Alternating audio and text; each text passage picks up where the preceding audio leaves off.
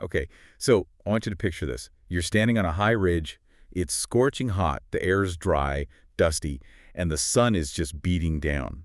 You're looking out over this valley, and maybe 100 yards away, right down the slope, is the River Jordan. And you're looking at the exact spot where tradition says Jesus was baptized.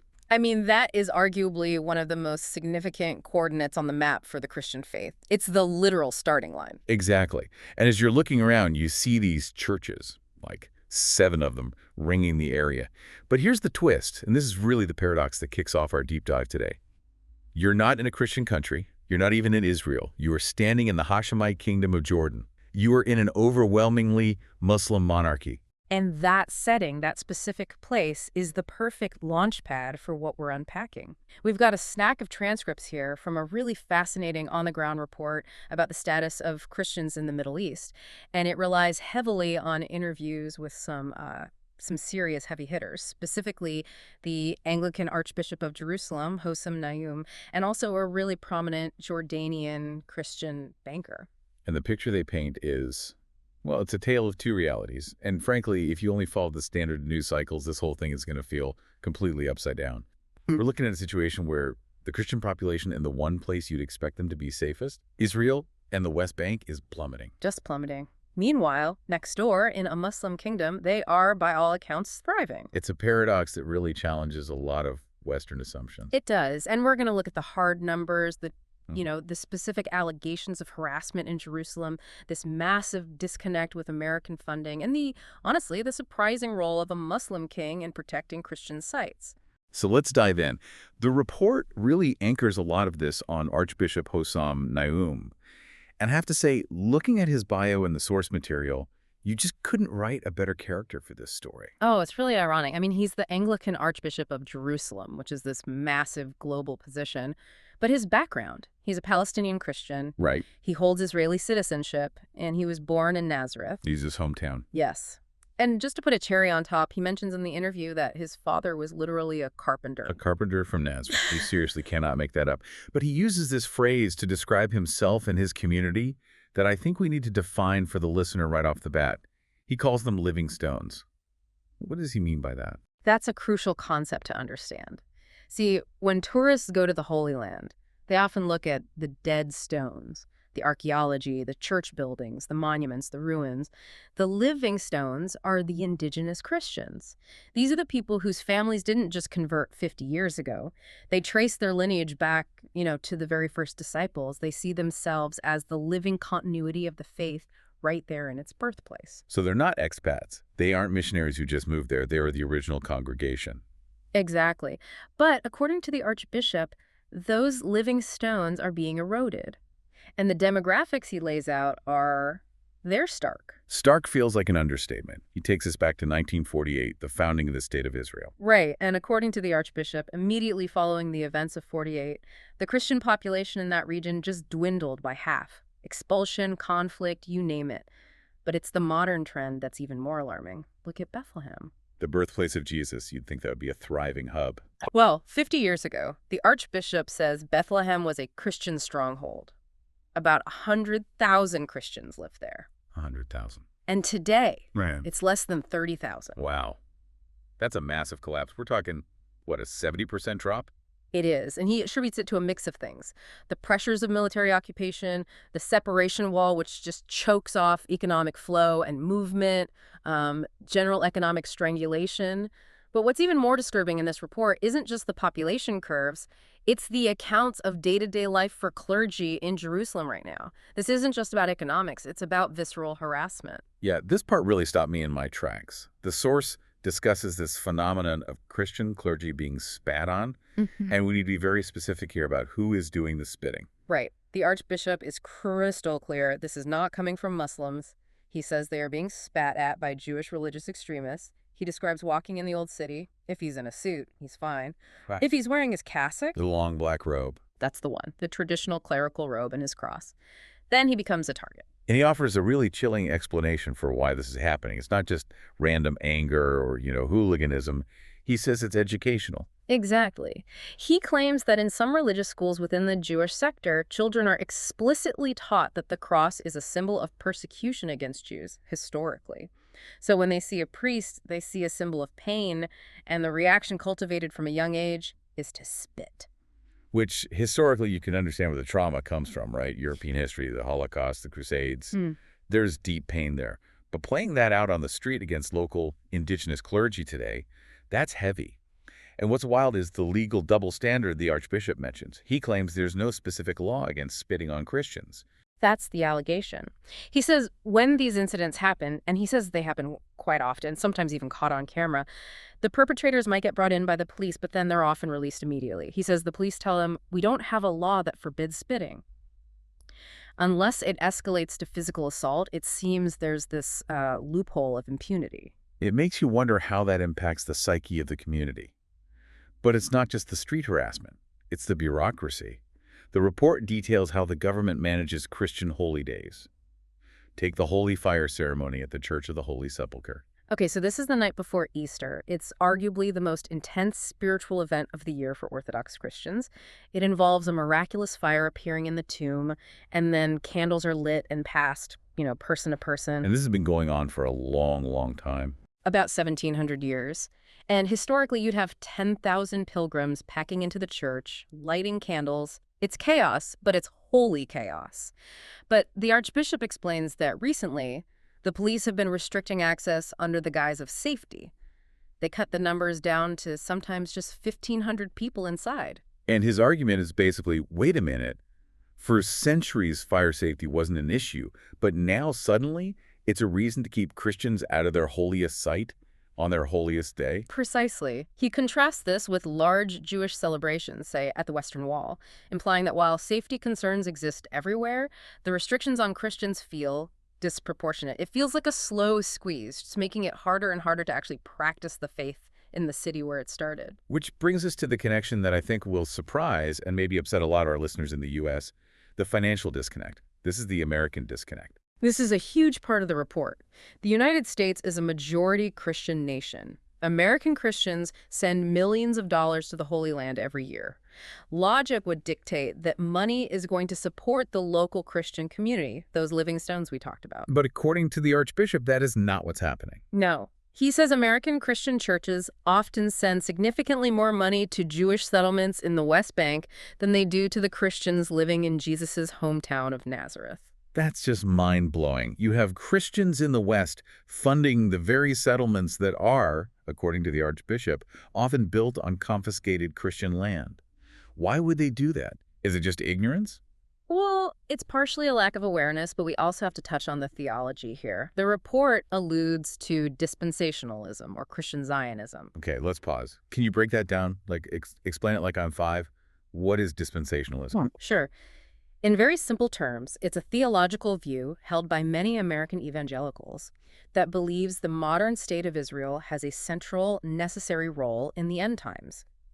The idea is that the Jews must return to the land, and Israel must be restored to its biblical borders before Jesus can return. So if you believe that, then supporting the political expansion of Israel isn't just politics, it's fulfilling prophecy. Exactly. It becomes a religious mandate. And unfortunately, in that worldview, the actual indigenous Christians living there can sometimes be seen as, well, inconvenient. They complicate the narrative. The Archbishop tells a story about this that is just. It's heartbreaking. He recounts confronting some Western Christians about this dynamic, asking how they can support policies that displace their fellow believers. And the response he got? Someone told him that sometimes local Christians need to be a sacrifice for the greater good. A sacrifice? Wow. Imagine telling a bishop, sorry, your persecution is just collateral damage for my theology. He said his youth group was in tears hearing that. It creates this profound sense of betrayal. They feel abandoned by the West. And it's not just theology, it's policy. The report brings up the situation in Gaza to illustrate this abandonment. Right. We have to talk about the Al-Ali Arab Hospital. It's an Anglican hospital. The Archbishop is the head of the Anglican Church there, so technically it's his hospital. And the statistics provided in the source are devastating. That hospital was bombed 8 times during the recent war. 8 times. And look, we all remember the controversy about the big explosion at the beginning of the war. Was it a rocket? Was it an airstrike?